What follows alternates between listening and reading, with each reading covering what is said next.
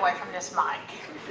Chad, would you like to come up? We are going to get a report on the TRA, and I think you said you're going to stop the rain for us, wasn't it? I mean, you take care of water situations, so yeah. Get him an application. But, yeah. Let's all welcome Chad. Thanks for having me. I came here last year and gave a presentation, and it kind of reminds me of these barbecue places I used to always stop at over around Fostoria, and stopped there the first couple of times in a row. And I told that guy there, the old man running the hole in the wall kind of place, and I said, "Dan, this brisket's just about as good as it was last week." And he goes, "Well, that's because it's off the same piece of brisket that was there last week." So this PowerPoint's got a few slides off the same piece of meat from last year. So, so hopefully some of y'all weren't around. But anyways, I love Livingston and the community here. I live in Huntsville, but when I travel to work, I always feel kind of at ease and calm once I start to slip into the piney woods of Polk County and San Jacinto. So got a good place here. What I want to talk about today is really just going to kind of go over just the Trinity River Basin in general, and then touch on Lake Livingston, and then the hydropower project that's coming along, and of course all the rain that we've gotten over last year, and how that's affected us, and then kind of go over really how the water runs through the Trinity from Dallas to here, to give everybody kind of an idea of how the water system works, and then I'll end with a little bit of their little bonus in there, a little bit about Port of Liberty that I'll share with y'all. So the Trinity River Basin is the largest river basin in the state of Texas. It's entirely in the state. I mean, you have Rio Grande and you have a Sabine that might be a little bit bigger, but you've got to realize they share bordering states or countries. Nearly 18,000 square miles.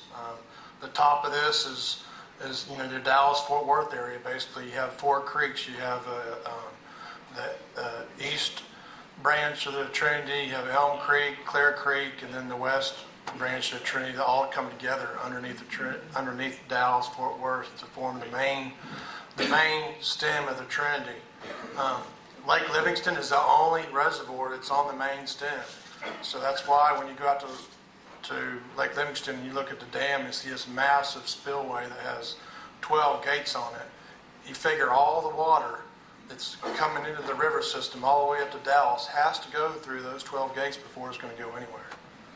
There's 24 reservoirs within this basin. Most of them all of them are north of Lake Livingston. We're the one that's the furthest south.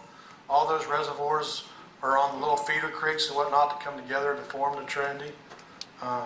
16 of those are Corps of Engineer reservoirs. 7 are Tarrant County Regional Water District, and then the only one that's Trinity River Authority is Lake Livingston. So that brings us to Lake Livingston. Lake Livingston is the only reservoir that was funded without federal funds. Funded by the city of Houston. As a result, they have ownership to 70% of the water of that lake. That's why Lake Livingston is here, is because the city of Houston needs a water source. It's not here so we can fish and have, property along the lake. All that's secondary to the source of water for the city of Houston. TRA gets 30% of the water rights, so we sell that water, of course, to the city of Livingston, to city of Huntsville, and so it's 83,000 surface acres. The only other lake bigger than that is Sam Rayburn. 1,750,000 acre feet of water storage. Well, y'all ask me, well, what's an acre foot? Well, an acre is about a football field. And if you were to dig down about a foot deep, that whole area encompassed that is 1 acre foot. All right. That spillway can handle a discharge of 350,000 cubic feet per second. And so I'll show you some video here a little later of what some high discharges looks like, but You go, well, how come we can release that much? Well, when they built this reservoir, they planned, and they, of course, did some engineering, did some studies, and figured out what's the probable maximal flood, what's the most amount of rain and precipitation that could fall, in this area, and what would it be at this point in the river where we got the dam. And they came up with a calculation that was significantly less than 350,000. So if we got up to that amount, I mean, we would be talking about animals pairing up, looking for an ark. It'd be a biblical type flood. So, how do we manage the reservoir? As I spoke about earlier, you have Corps of Engineer reservoirs, which are for flood control and water storage. Lake Livingston is not a flood control reservoir. It is here for water storage and water conservation. So we don't have any power to try to hold water back or pre-release to allow for flood water to go through. Our gate operations are designed to mimic what the flow would be at the river where the dam is if the dam wasn't there. And so that's how we figure out how much water we need to release, is we actually figure out how much inflow is coming in from the rain and then the waters from the north, and then we adjust the gates accordingly to let that amount out. The dam itself is 2.5 miles long, and I haven't done it in a while, but when I first started here, I was kind of gung-ho and chipper there, and I'd jog across that dam, and jogging 2.5 miles on a curvy road or whatever, you can't see where you're going. Doesn't seem like that long, but when you can see where the end is, where you're going to run, 2.5 miles all the way down there, I tell you what, it seems like it takes a little longer to get there. But it's a magnificent structure. So right here, you're looking at the spillway. Like as I said, we have 12 gates that are 40 foot wide, 35 foot tall. Each one of those gates, if you look at this right now in the lake, you figure the conservation pool is 131 foot above mean sea level. That's where we try to keep the reservoir. All right, the bottom here of these gates, where it's resting on the concrete, is 99 foot above mean sea level. So if you look at that gate, then you know if we're at 131, you have to go 32 foot up on there, and that's where the top of the lake is on that gate right now. And so when we open one of those gates 1 foot, that's 1,000 CFS coming through that gate. When we want to go up to 24,000 CFS, that'll be all 12 gates open 2 feet. So it just kind of goes from that on up.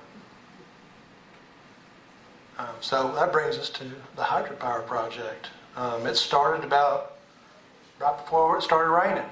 So as you can imagine, it's a little behind schedule. But when it's all said and done, it'll operate on 600 to 4,500 cubic feet per second. And 8 megawatt turbine generator unit, or 3 8 megawatt turbine generator units will be installed in a powerhouse structure that will generate enough electricity to power 12,000 homes. When this project, started to get on design board and the word got out, everybody goes, "Oh, there goes the reservoir. They're going to have to lower the lake to build this hydropower project, and then once it's in effect, it's going to reduce the levels of the lake," and that's just not true. As you'll see in some slides here in a second, the way they're building it, they actually build a coffer dam up here on the very top. This kind of shows you what the layout is going to be. At the very top right is the intake structure, where you have 3 gates, and the green lines are called penstocks, and each one of those is 10 by 12 foot in diameter, and it feeds a powerhouse down here at the bottom where the 3 turbines are that I just mentioned, and the water will go right back into the Trinity. But this is all going to be fed on additional discharge. So if we're at 12,000 CFS, then we're just going to be letting out some of it through the spillway like always, and then additional through the gates for the hydropower. If we're in the summertime, well, we're just down with 1 gate open 1,000 open 1 foot, releasing 1,000 CFS, we'll just have 400 going through there and 600 going through the hydropower project. So really, there's not going to be any change into the elevation of the reservoir because of the hydropower project. Here's the coffer dam, the beginning of the construction. When they started it, this is what it looks like right now. So you can see they have a complete circle that they've dug down in. And once this is complete, they'll actually start building the gates, the 3 gates in here. And then once those gates are done, then they'll start building an access point out to the lake that will feed the gates. Here's a picture of the penstocks. This is right when they started. This is looking from the river below the dam up toward the offices there. And you can see you got 3 10 by 12 concrete tubes. You see this is where they're forming them up to pour the concrete. And so this is just when they just started. Now this is a picture of what it looks like today.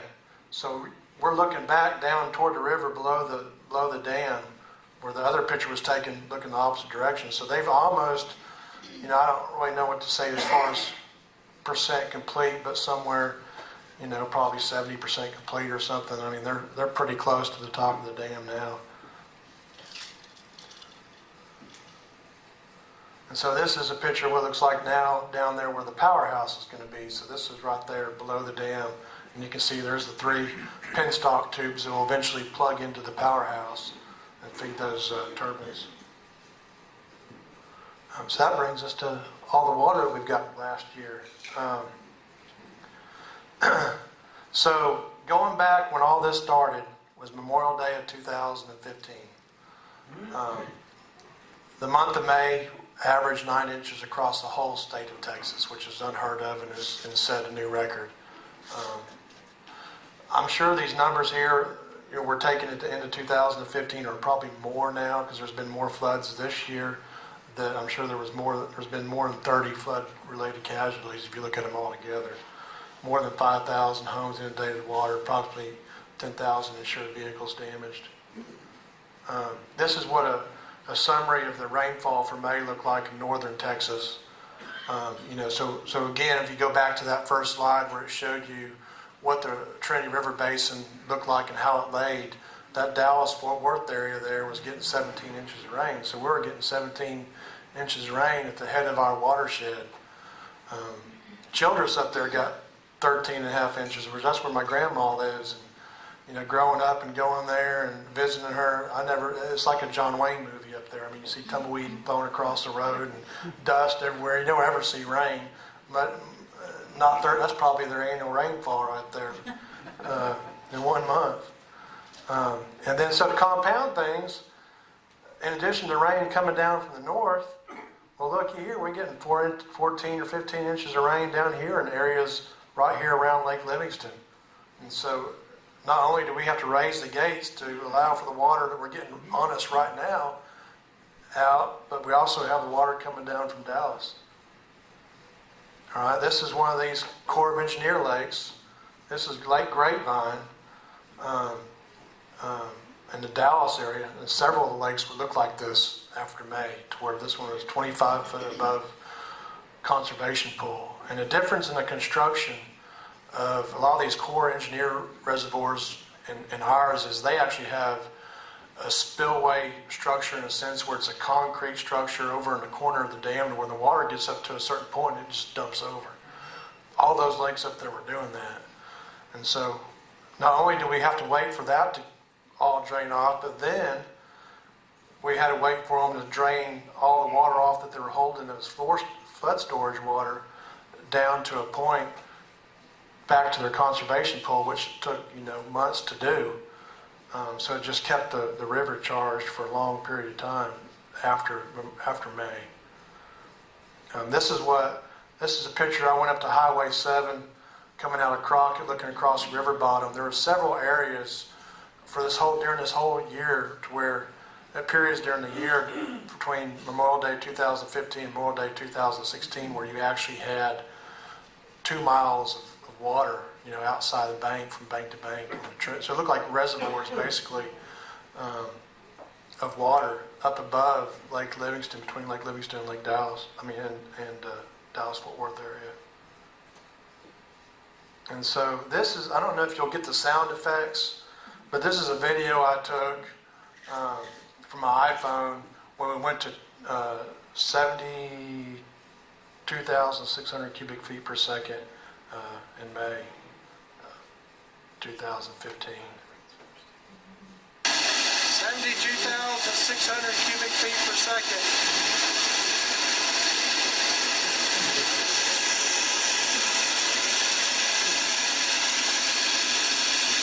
You see that bridge back there, how much, not a whole lot of headspace between the top of that water and that bridge. If you go over there and look at it now, you really get appreciation for how much water that is.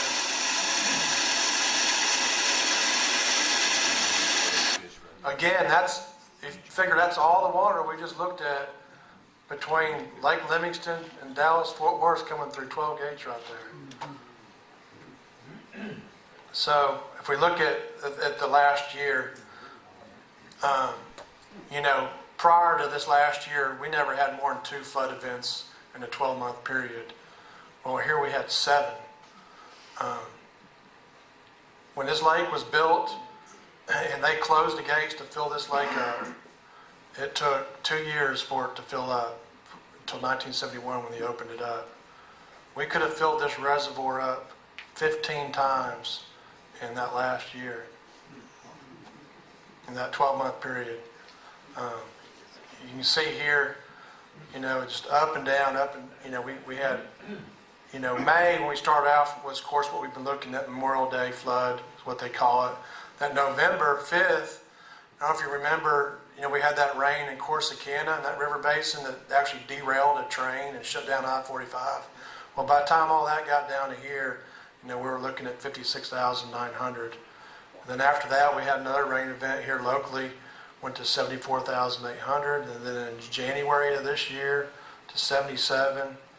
And then another one at 55, and I lose track, and then 68,200. And then this last May, 93,300, which me and Bill were at the dam that Saturday. And it just poured down rain, and it was a situation where we already had a significant flow going through the dam, and then we had a high rainfall on top of that, and got us up to that point. This last little bullet here, but in prior history of the dam, we've never had more than 16 days in a row where we're at 50,000 CFS, and we hit 38 consecutive days during all this to where we're at about 50,000 CFS. And so this is a video shot in May. We went to 93,000. 93,200 cubic feet per second. And so this is the 3rd highest discharge we've been at. We hit it above 100 in 1990 and 1994, and then this 93,000.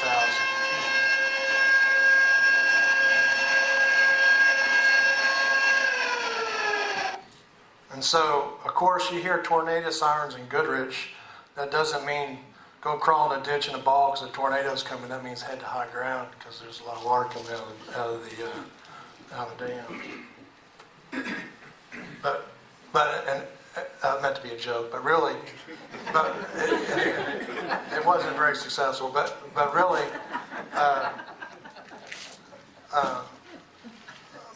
every time we do an increase, we always sound those sirens, and because a lot of times there's wade fishermen and stuff down there fishing, and it's not like it's just going to flow out and hit them. We do it, of course, in a controlled way, but it gives them a heads up that, hey, you need to get the boats back toward the trailer, or do what you got to do to get out of the way. So, how does water travel through the Trinity as far as coming from Dallas to the Gulf? It's important to understand the timing. Kind of went over all this already right here. But if you look at the timing, it takes, under normal circumstances, when you have less than 10,000 CFS, which is the first column that has a 9 on top, it takes 9 days for that water to get from Dallas to the dam, and then there almost 2 days to get down to Liberty. All right, what people don't understand is when you get up to 50,000 to 100,000 CF, like we were at many times over that period of time between May and May of 2015 and 16, it takes more than 2 weeks for that water to get from Dallas to here. And people say, well, that doesn't make any sense. And well, if you think about it, that water is spread outside the controlled channel. It's way out of the bank, so therefore it takes a lot longer for it to get down here. So that's why a lot of times it may be sunny and everything's been great down here for 10 days, and all of a sudden the reservoir's getting a lot of water. We have to go up in our discharges because the rain event didn't happen here, but it happened up north in Dallas. So where are we now? So normally in August, the reservoirs are all the way across the basin around 75, 70% full. Well, right now we're actually almost completely full, all the reservoirs across the Trinity River Basin. So we're really looking good as far as water storage. All the Corps of Engineer reservoirs have depleted all the flood water that they've been storing. And to kind of go back on that a little bit, I didn't really explain that real well, but what they do, when they're holding a bunch of flood water, what they do is they look at a gauge station, say like there's one called Long Lake that's on the Trinity below Dallas.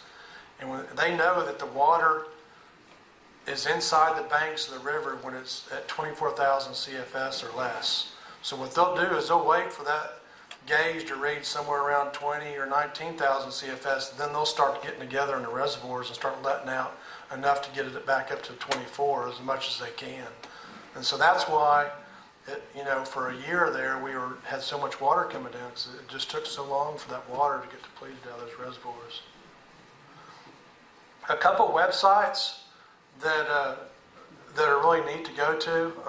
If you're kind of a weather geek like me, one of them, of course, this is just our Trinity River side, but you can go over and click on the interactive map, and you can see we have 14 rain gauges around the lake, and you can track how much rainfall we're getting at any time. Now, of course, it'll also tell you what the elevation is here at the reservoir and elevation of a few other sites too. This next one. This is what a lot of the emergency management coordinators look at. This is what I look at. It's put together by the River Forecast Center out of Fort Worth, and they have a bunch of models basically. And these folks, are in contact with me and the Corps of Engineers and other folks, and get an idea how much water we're releasing. And they put these graphs together. What this is called a hydrograph. And this blue line that you're seeing is the actual elevation that's been recorded at this spot in the river. And of course, where the blue line stops, that's where you are at that moment of time. And this dotted line going forward is a projection of what they project it to be over the next 5 or 6 days. And so it gives a lot of people a heads up of what the river is going to be 5 days from now. A lot of people make decisions where they need to move out of their house and go get a hotel, or if they can stay there based on this. But again, these projections, when you're looking at this, it's important to note that this is just for water that we have in the system. This doesn't include rainfall that we may have in the forecast for the next week or so. So if you get a 2-inch rain tomorrow, then it's not taking that in effect. Any questions up to this point? Yes, sir. What about people in Liberty and Dayton? It really affects them, right? Yes, sir, it sure does. There was several families displaced during all this that, they actually had to set up,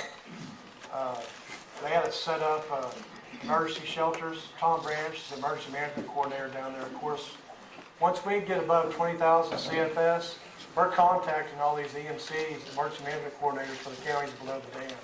Now, nobody really gets affected until you probably get up to about 45,000 CFS. But we go ahead and start letting everybody know when we get to 20. But yeah, during this event, there were several homes that lots of FEMA assistance applied for. There's some ranchers I keep in contact with. One is Pat Hensley down there. He's a pretty big rancher. I don't know if you all remember seeing May, beginning of 2000 or end of 2015. He actually had a cattle drive where he was trying to move cattle out of Liberty to Dayton. He ended up losing about 100 head because he waited too long.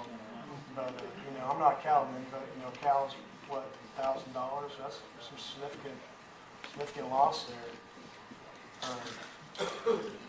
Another thing that's going on is, right now, is to kind of go a little bit about the Port of Liberty. You know, just kind of give you some history on the navigation of the Trinity. In fact, there's logs back to 1836 where you actually had little steamers that would actually bring dry goods all the way up to as far as current day Palestine, and unload and load on cattle and deer pelts and all that stuff and bring it back out. Well, the problem with Trinity is there's a lot of low water situations, a lot of sandbars, a lot of snags. So, but people realize the need because barge traffic is a lot cheaper than a lot of the other forms of transportation. And we're thinking about trying to do something between the coast and Dallas. And in 1955, Texas legislature created Trinity River Authority, which our main focus is really developing a master plan for the Trinity River system and utilizing it the best we can. In 1965, Corps of Engineers and Congress passed legislation to actually fund connecting the coast with Dallas. And I'm not talking about just going in and deepening a couple little areas. They're talking about basically making a straight shot from Dallas all the way down the coast. There would be some massive dredging process cost hundreds of millions of dollars. And that finally got basically killed in 1973. It came up to a vote. People realized it was really just going to be a pork barrel kind of a deal, and it's going to have a lot of ecological impacts, and pretty much just bagged it at that point. However, there was some work done that actually developed a Port of Liberty, and that functioned all the way up into the late 80s or early 90s when it just started silting in. Of course, the economy kind of fell through at the same time, and has been abandoned since. But now there's actually some talk about trying to revitalize the Port of Liberty.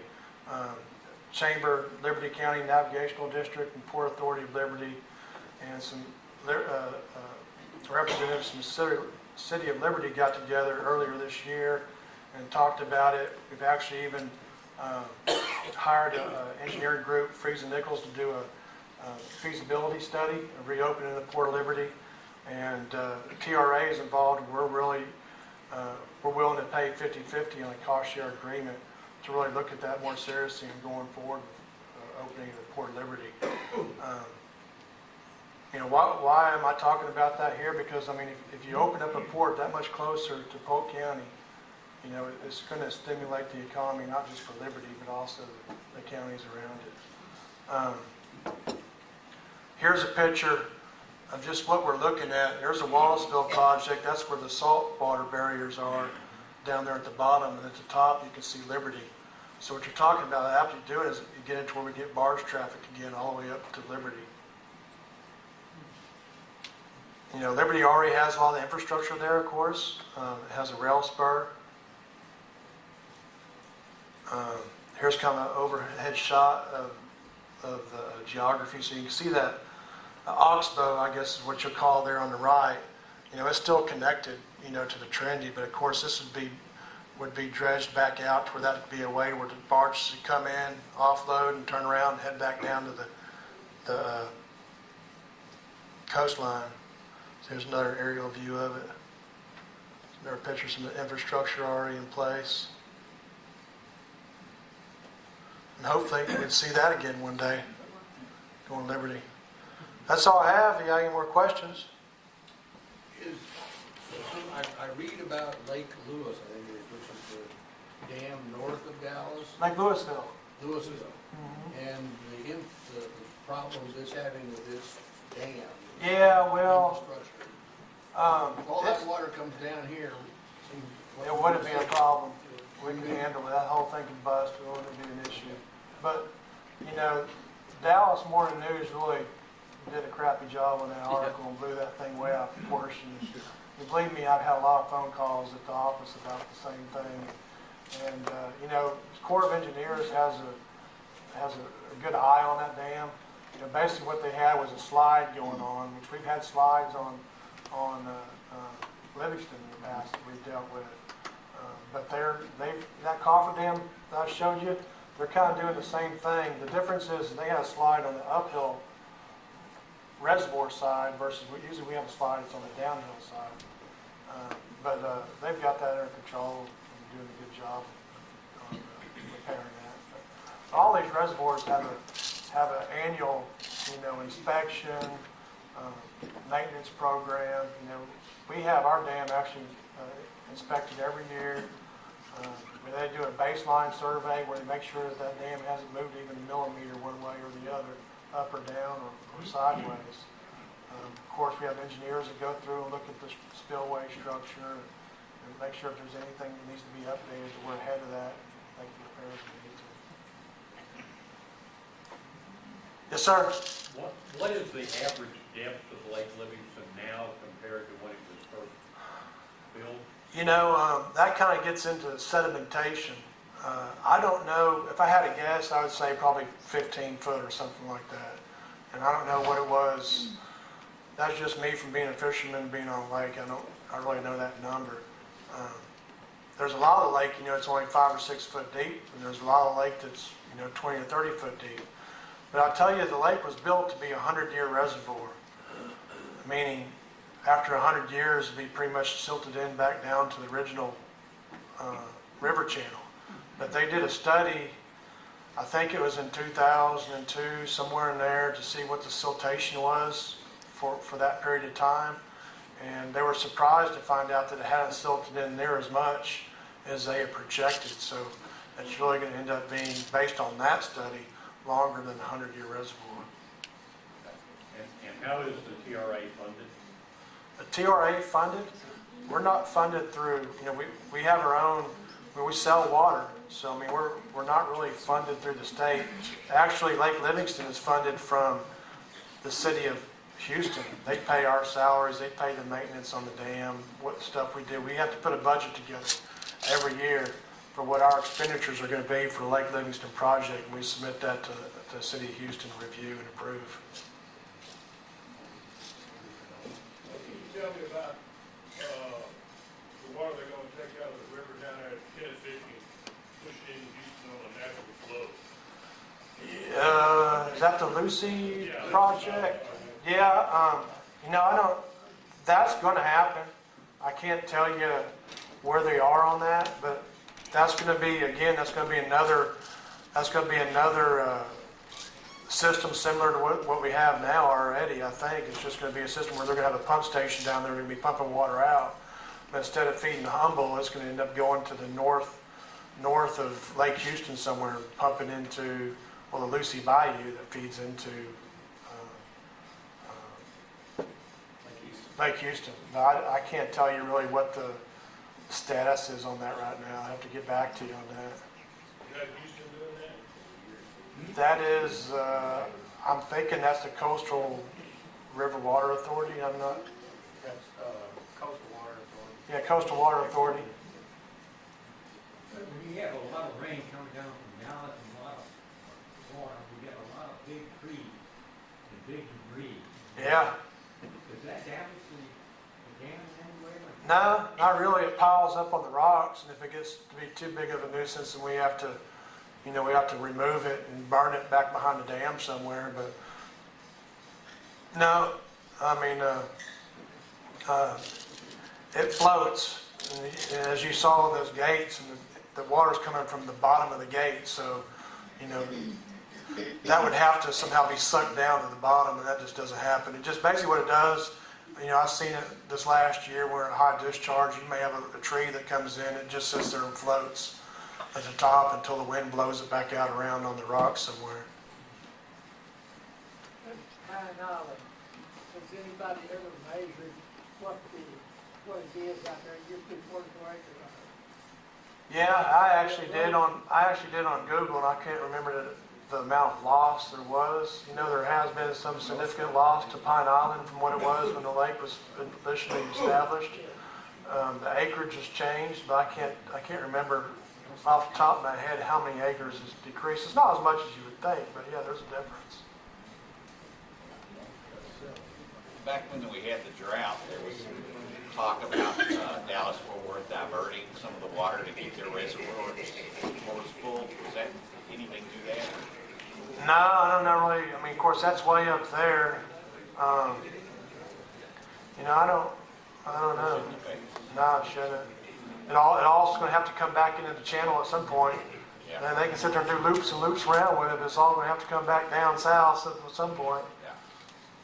I know there's a couple of really big projects that have been completed over the last 10 years where they actually got water that comes out of the channel through a natural swamp area that they've made, where it actually kind of naturally filters the water and it comes back into the river to make the water quality better.